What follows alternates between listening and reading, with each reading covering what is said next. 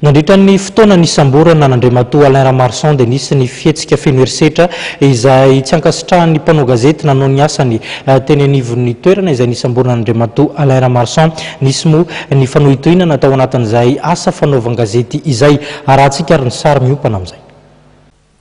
Nafampana ihany ny teny atoerana nanamborana ny Alain Ramarson, nisy ny mpanao gazety izay voambana basy teo ampanatanterahana ny asany ka nisy ny napiaka-peo nanoloana izay.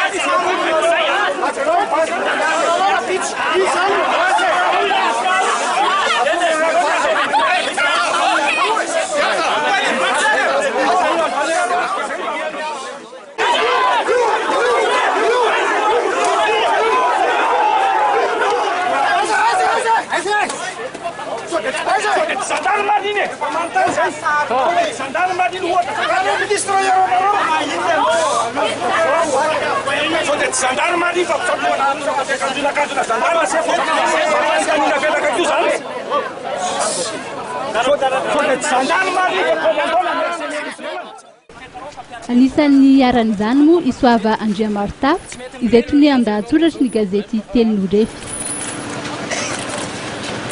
Tsy mety ny tena moa zany tsy maintsy mitady izay fomba rehetra ahafahana mahazo fanampim-baovao.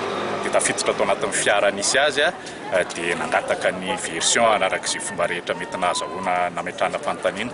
Dia tafaraka teny an-dalana moa zany satria manao ny asany tena tsy misy fandrarana na hoe fandikan-dalana raha hoe miaraka amin'ny manampanao politika ao anaty fiara manadiady azy amin'ny zavatra ihany dia tonga teto amin'ny Vasakos dia in'le nisakana navetrany tamin'ny fiara ny Mora Iginy ny lalana dia nitereny izy amoaka ny carte grise voaka sy ny lakile za taty amin'ny ilany ankavia niterena hoe tsy maintsy mivoaka ianao dia rehefa mivoaka dia nambanana basy teo amin'ny fiara ohatran'ireny hoe poto reny mihitsy.